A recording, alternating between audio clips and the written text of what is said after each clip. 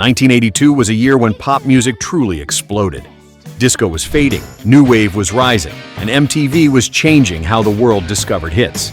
From unforgettable anthems to quirky one-hit wonders, the airwaves were filled with songs that defined a generation. Some of these tracks still light up dance floors, while others spark instant nostalgia the moment their first notes play. Together, they show just how diverse and exciting the early 80s really were. So let's drop the needle and revisit 15 unforgettable pop hits from 1982 you need to hear again.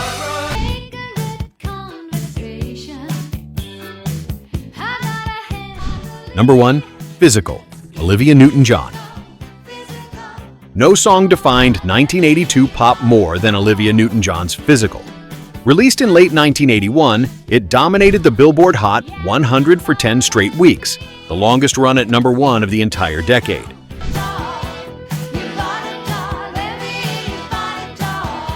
The track marked a bold shift in Newton-John's image. Once known for wholesome ballads, she embraced a playful, flirtatious side that surprised fans and critics alike.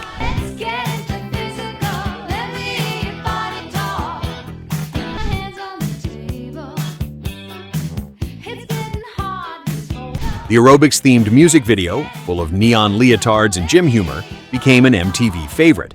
Some stations even banned it for being too suggestive, but the controversy only boosted its popularity.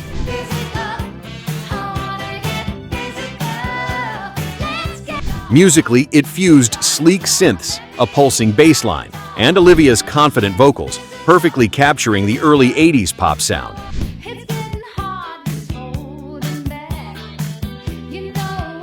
Physical wasn't just a hit, it was a cultural moment, turning Olivia into an 80s icon and leaving an enduring mark on pop history.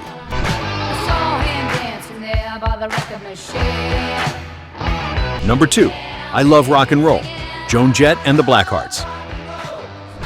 Originally recorded by the Arrows in 1975, Joan Jett's version of I Love Rock and Roll redefined the song and made it an anthem.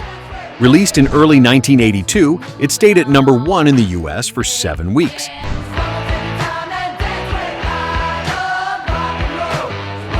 Jett first discovered it on a TV show while touring with the Runaways. When her old band passed on it, she made it her own.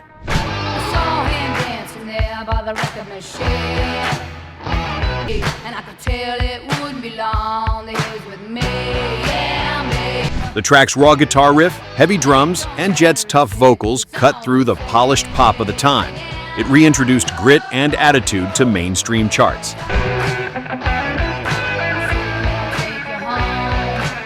MTV rotation helped propel it even further, while its rebellious spirit inspired countless young musicians, especially women in rock.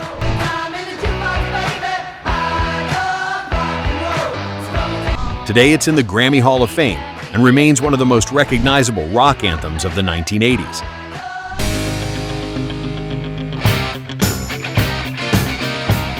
Number 3, Eye of the Tiger, Survivor. Few songs are as instantly tied to a film as Survivor's Eye of the Tiger. Written at the request of Sylvester Stallone for Rocky III, it was built to match the energy of boxing scenes.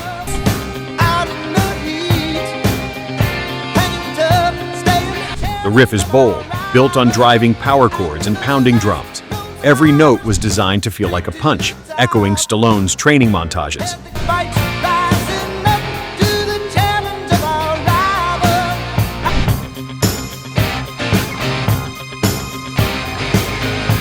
Released in 1982, it spent 6 weeks at number 1 on the Billboard Hot 100 and became one of the year's biggest singles.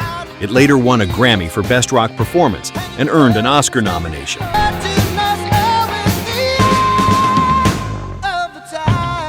Its lyrics about rising up and fighting back turned it into a motivational anthem far beyond the movie.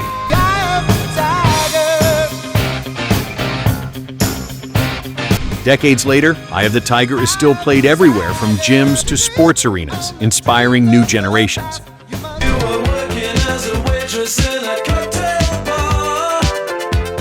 Number 4, Don't You Want Me, The Human League. Few songs define the synth-pop wave like Don't You Want Me. Released at the end of 1981, it became the best-selling single of that year in the UK, before topping the US charts in mid-1982.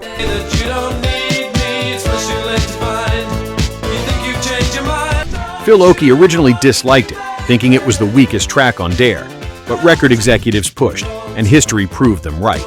By July 1982, it had reached #1 on the Billboard Hot 100.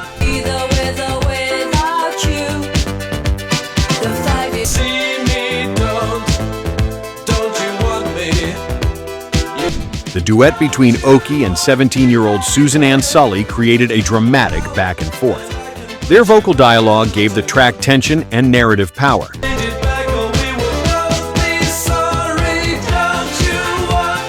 The song's video, with cinematic noir styling, reinforced its mysterious vibe. On MTV, it stood out as futuristic and stylish.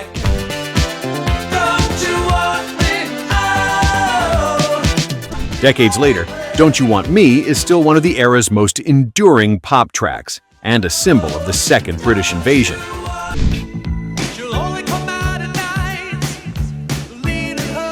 Number 5, Maneater, Hall and Oates.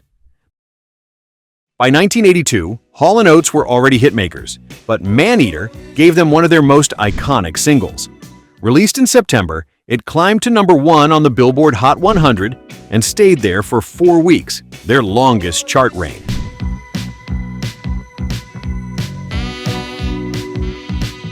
At first listen, many thought it was about a dangerous woman.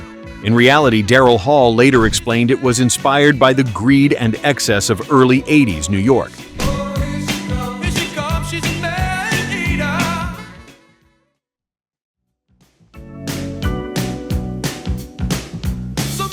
The track's smooth Motown-inspired groove carried a sharp edge.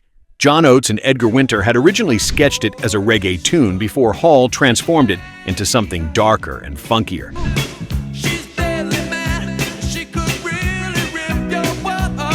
Sarah Allen, Hall's girlfriend, suggested a lyric change that sharpened the hook, making the chorus instantly unforgettable.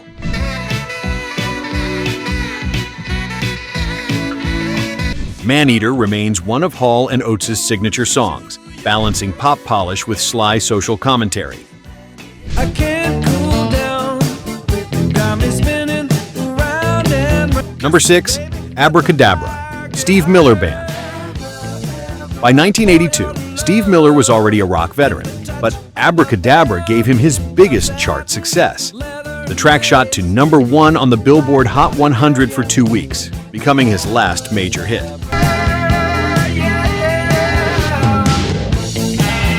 The song blends rock guitar with glossy synths, creating a sound perfectly suited for the pop landscape of the early 80s. Its chorus, playful and almost silly, was impossible to forget. Your dress, silk and satin, leather and lace. I wanna reach out and grab you. Miller reportedly wrote it after seeing Diana Ross perform, inspired to capture the magic of attraction in a lighthearted way.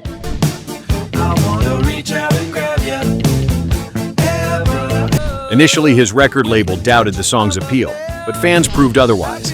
The single spent 14 weeks in the top 10.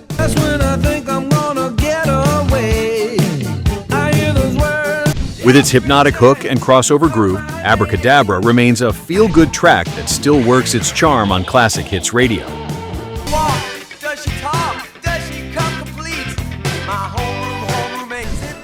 Number 7, Centerfold, the Geils Band. The Geils Band scored their only US #1 with Centerfold, a cheeky pop-rock track that captured the imagination of 1982. Released late in 1981, it climbed to the top in early '82 and stayed there for 6 weeks.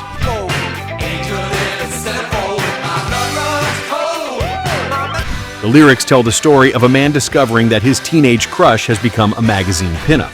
Instead of bitterness, the track leans into playful humor. Peter Wolf's spirited vocals carry both shock and sly amusement.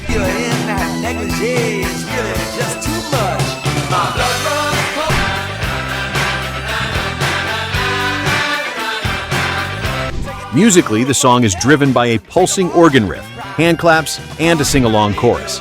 It was tailor-made for both radio and MTV rotation.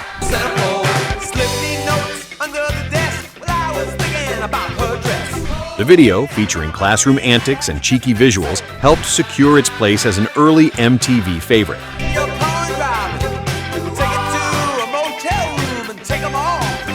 Decades later, Centerfold still embodies the mix of humor and pop rock energy that defined the early 80s. Little ditty about Jack and Diane. Number 8, Jack and Diane, John Cougar Mellencamp.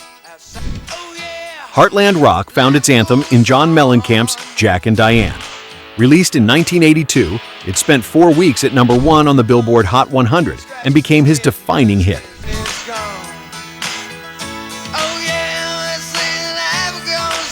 The song tells a small-town love story, with Jack and Diane clinging to their youth before life takes over. The theme was universal, striking chords with listeners across America.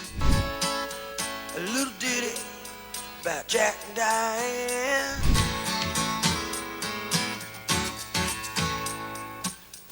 Recording wasn't smooth. Mellencamp revealed the original draft told an interracial love story, but record executives pressured him to change it. Producer Mick Ronson added hand claps and even baby rattles to keep the rhythm alive.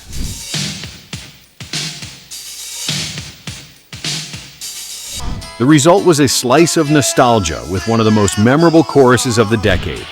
Decades later, Jack and Diane still resonates, capturing that bittersweet moment when teenage dreams begin to fade.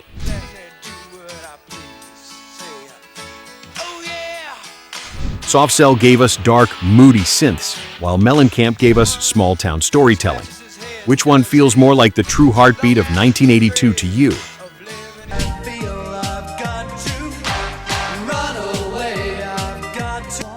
Number 9, Tainted Love, Soft Cell.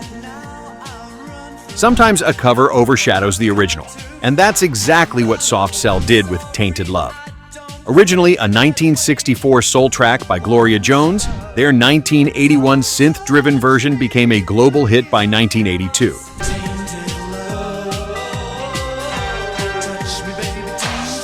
The single topped charts in the UK and set a US Billboard record, spending 43 weeks on the Hot 100.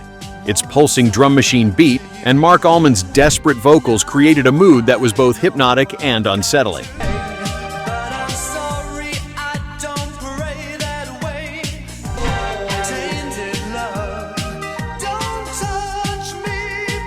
Minimalist and moody, the track captured the alienation many felt in the early 80s.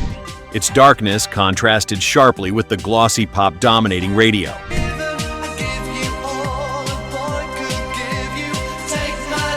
The famous 12-inch extended mix blended in Where Did Our Love Go?, becoming a favorite for DJs.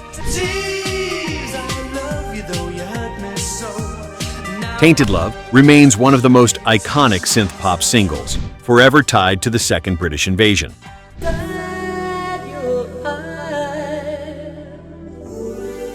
Number 10, Do You Really Want to Hurt Me? Culture Club. Culture Club's breakthrough came with this haunting ballad, released in 1982. It reached number 1 in the UK and number 2 in the US, turning Boy George into an international star.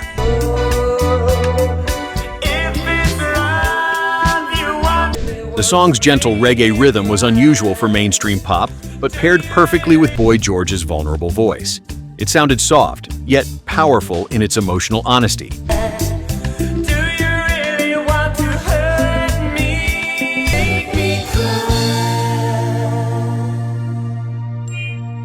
Lyrically, it was inspired by his complicated relationships.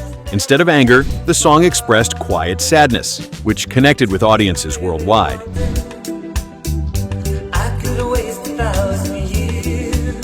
Their performance on Top of the Pops introduced Boy George's striking androgynous look, breaking boundaries in music and fashion. Suddenly, Culture Club wasn't just a band.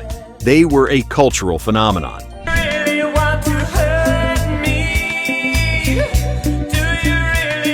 Do You Really Want to Hurt Me? Remains a defining ballad of the early 80s, mixing style, sensitivity, and pop innovation.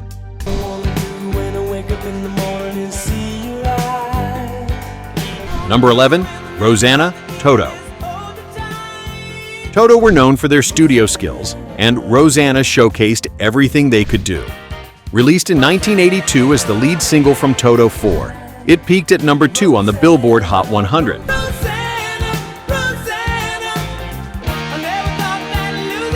The song's namesake was actress Rosanna Arquette, though the band said the lyrics weren't literally about her.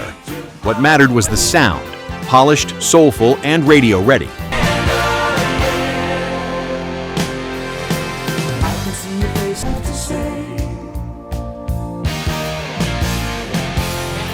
Drummer Jeff Porcaro created the legendary Rosanna Shuffle, a groove that blended jazz, rock, and funk. Musicians still study it today as a masterclass in feel and timing.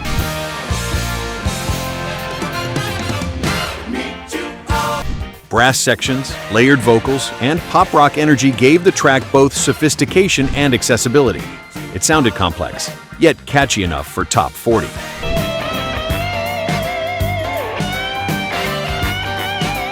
Rosanna went on to win the Grammy for Record of the Year, cementing Toto's place in 80s pop history.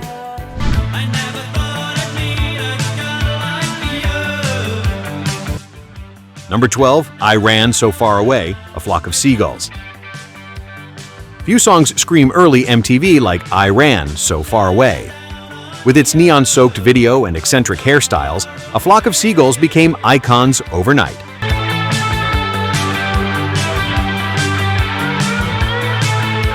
Released in 1982, the single topped charts in Australia and hit the top 10 in the US. Ironically, it barely cracked the top 40, and their native UK audiences abroad embraced the band first.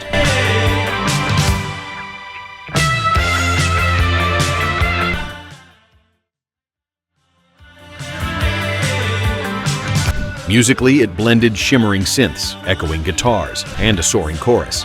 The lyrics carried a sense of escape and distance, fitting the Cold War anxieties of the time.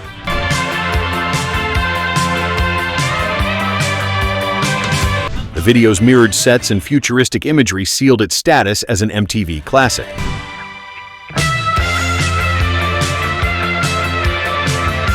Even now, I Ran defines the sound and look of early 80s new wave, dreamy, stylish, and unforgettable.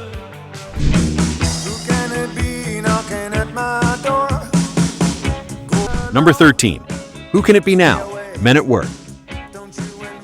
Men at Work brought Australian new wave to the world, and Who Can It Be Now was their breakthrough.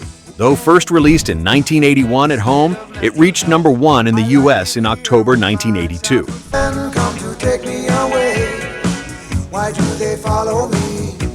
The song's hook came from Greg Ham's saxophone riff, which producer Peter McKayan wisely placed right at the start. That riff, paired with Colin Hayes' nervous delivery, created instant recognition.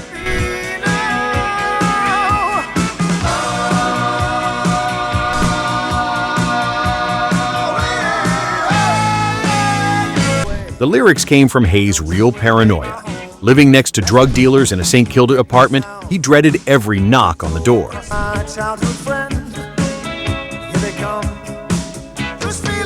That anxiety turned into the song's memorable chorus. Its mix of pop rock simplicity with quirky new wave charm captured the era's mood perfectly.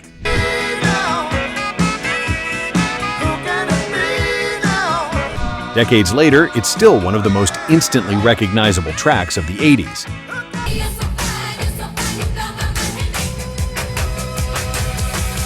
Number 14, Mickey, Toni Basil. Before cheerleading chants were memes, Toni Basil turned one into a pop sensation. Her 1982 hit Mickey shot to number 1 in the US and number 2 in the UK, instantly cementing itself as a new wave classic.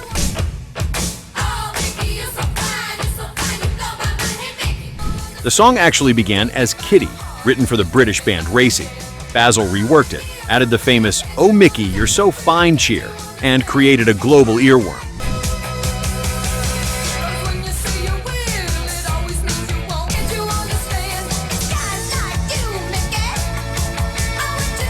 Her background as a choreographer came through in the music video. Basil recruited real cheerleaders and even wore her own high school uniform. The clip's energy matched the song's hand claps, stomps, and playful vocals.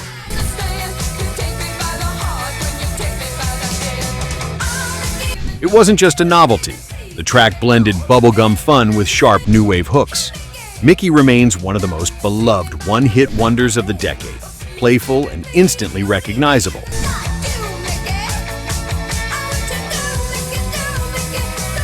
Both 8675309/Jenny and Mickey turned something simple, a phone number and a chant, into unforgettable pop hits. Which one do you think holds up better today?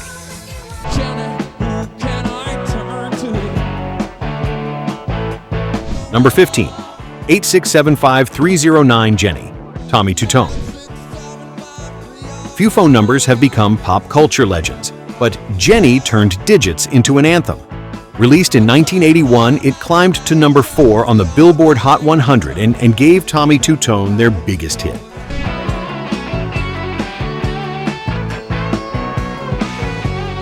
Built on a simple 4-chord progression, the chorus was unforgettable. Listeners were convinced Jenny and her number were real. Across America, prank calls flooded the homes of unlucky people who happened to own the famous digits.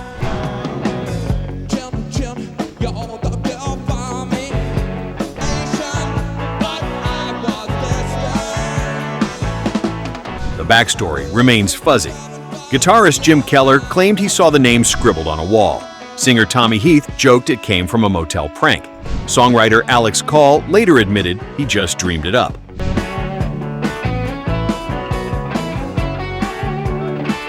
Whatever the truth, the song's jangly guitars and chant-like chorus made it stick.